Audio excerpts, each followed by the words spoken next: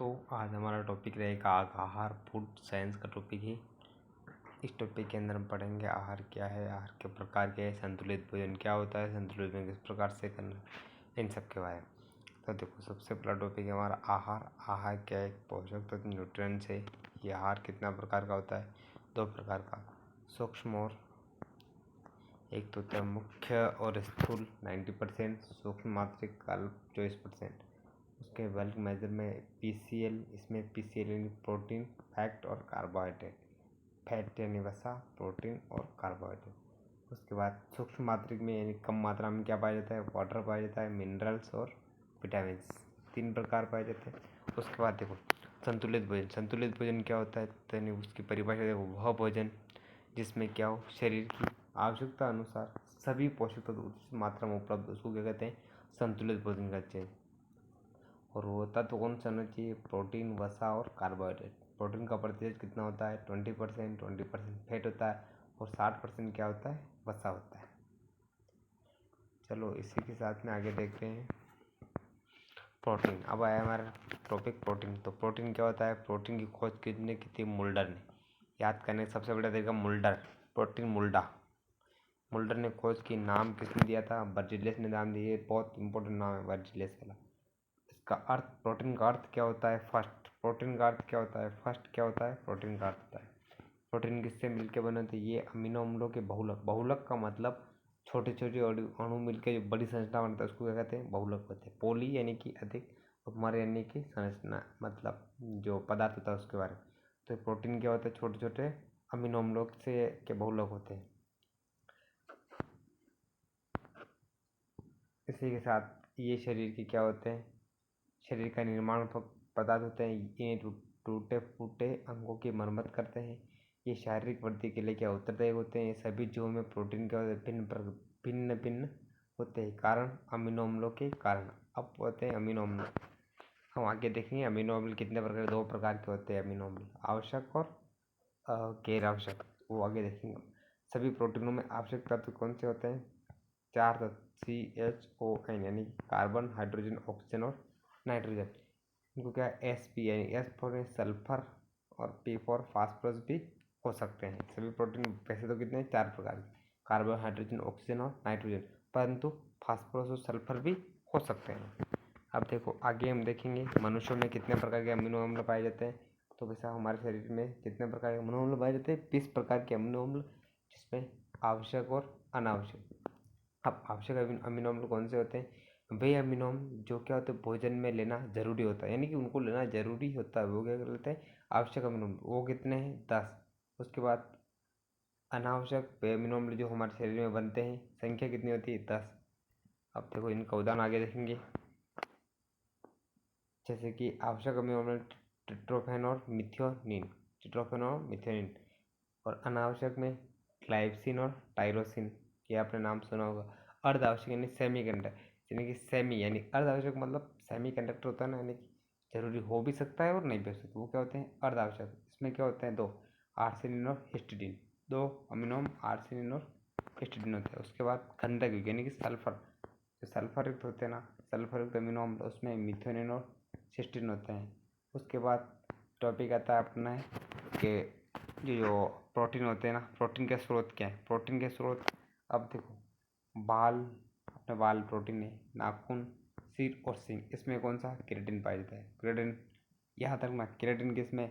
नाखून, बाल, खुर और सींग होते हैं ना, उसमें कौन सा? केराटिन प्रोटीन पाया जाता है। उसके बाद आगे हम देखेंगे दूध। दूध में कौन सा प्रोटीन पाया जाता है? कैसिन प्रोटीन पाया जाता है, मुख्य रूप से 80%। उसके अलावा लैक्ट एल्बुमिन और लैक्ट ग्लोबुलिन 20% पाया जाता है। इसीलिए तो दूध में कौन सा जीवाणु पाया जाता है? लैक्टोबैसिलस नामक जीवाणु पाया जाता है। आगे देखो मानव रक्त और अंडा। मानव रक्त में कौन सा?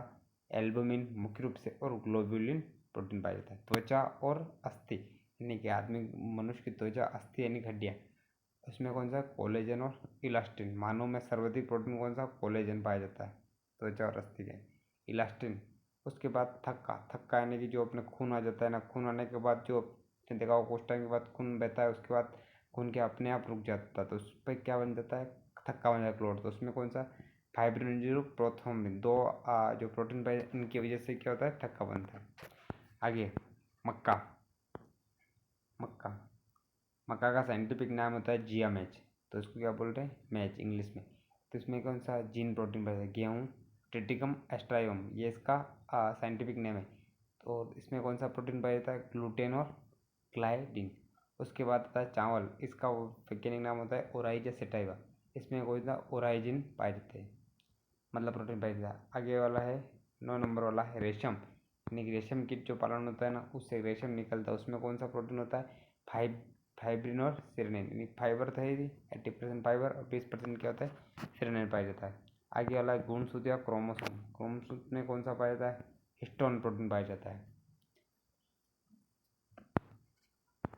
आगे ये टॉपिक है प्रोटीन, प्रोटीन की कमी। अगर ये तो हो गया प्रोटीन कि प्रोटीन हमने कहाँ से ली। अब होता है प्रोटीन की कमी से कौन सा रोग होता है, दो होता है, एक तो मेरेस्मस और एक क्वारशियोकोर। अब देखो इसमें क्या होता है, मेरेस्मस और क्वारशियोकोर आपने देखा होगा, एक आदमी बहुत पतला आदमी और एक बड़ा सा बहुत बड़ा पेट है उसका, उसको मोटापा हो रहा, तो वो भी क्या प्रोटीन की कमी के कारण ही दोनों की समस्या आ रही है। एक तो मोटा आदमी एक पतला, दोनों में क्या है, प्रोटीन की कमी के कारण उसमें आवश्यक पदार्थ उपलब्ध नहीं। अब देखो प्रोटीन की कमी से क्या होगा, कौन से होता है, कुपोषण होता है, और PEM यानी कि प्रोटीन एनर्जी और माल न्यूट्रिशन। माल न्यूट्रिशन का मतलब पोषण होता है, माल का मतलब नहीं, मना, कम, ज़्यादा, कम, उसका मतलब मेल न्यूट्रिशन, कम न्यूट्रिशन उसमें होना क्या करता है, प्रोटीन की कमी से होने वाले रोग। प्रोटीन के स्रोत क्या हैं, प्रोटीन का स्रोत है आपके देखो, स्पाइरुलिना शैवाल पाई जाती है, वो है फर्स्ट, सबसे ज़्यादा किसमें पाया जाता है, स्पाइरुलिना शैवाल में। उसके बाद सोयाबीन, इसलिए कहते हैं सोयाबीन को खाना चाहिए, सोयाबीन, राजमा और रागी 40% में पाया जाता है। उसके बाद दालें खा सकते हो आप, मांस, मछली और दूध, पनीर, इसमें क्या होता है, प्रोटीन के स्रोत ज़्यादा होते हैं।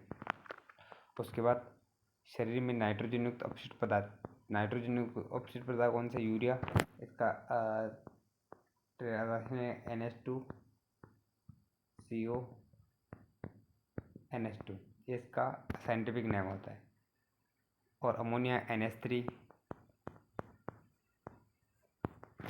शरीर में नाइट्रोजन युक्त अपशिष्ट पदार्थ कौन से, यूरिया और अमोनिया। प्रोटीन के क्या होते हैं, विघटन से बनते हैं, यानी प्रोटीन टूटता है तो क्या बनता है, ये विघटन बनता है। अब देखो संतुलित भोजन में हमें प्रोटीन देख लिया, अब हम क्या देख ले, कार्बोहाइड्रेट देख रहे हैं।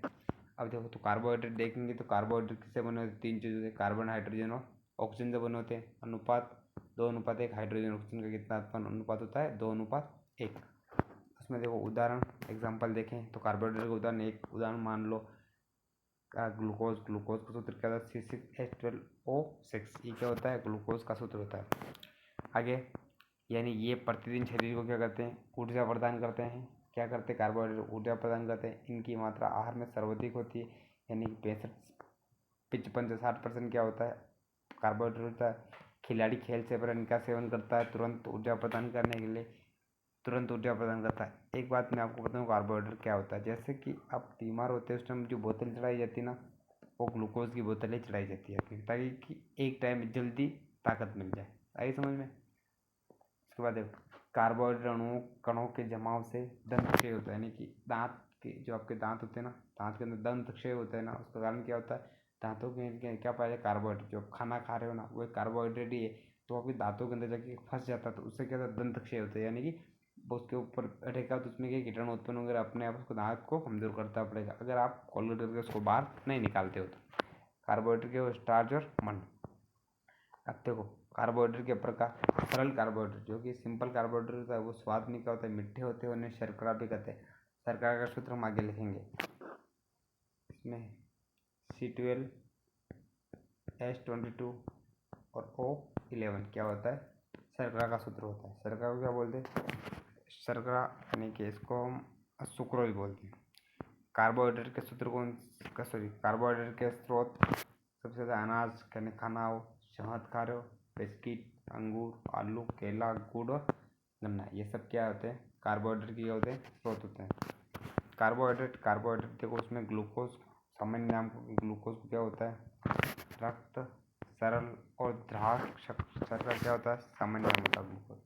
सुक्रोज, सुक्रोज में क्या होता है, प्रदीप, इक्षु, व्यापारिक और टेबल शर्करा क्या होती है, इसके स्रोत होते हैं।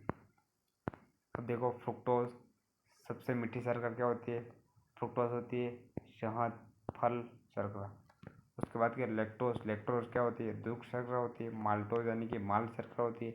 गैलेक्टोज क्या होती है मस्तिष्क शर्करा होती है। कार्बोहाइड्रेट, कार्बोहाइड्रेट के प्रकार, कार्बोहाइड्रेट कितने प्रकार के होते हैं तो देखो कार्बोहाइड्रेट सिंपल तरीके से कितने प्रकार के होते हैं।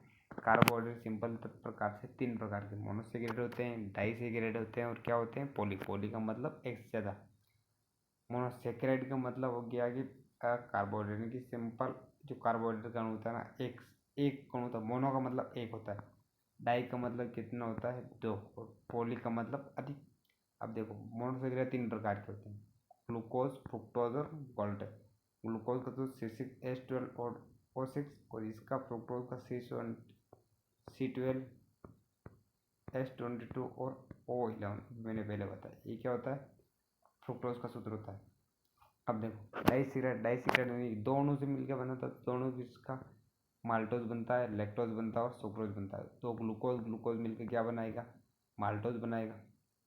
अब इसी प्रकार से आगे पॉलीसेकेराइड क्या होता है स्टार्च, सेलुलोज और ग्लाइकोज। सेलुलोज क्या होता है जो कपास होता है ना वो क्या होता है सेलुलोज होता है। अब देखो माल्टोज, इसने बताया माल्टोज कैसे बनता है। ग्लूकोज क्या होता है माल्टोज बनता है, मैंने भी आपको बताया।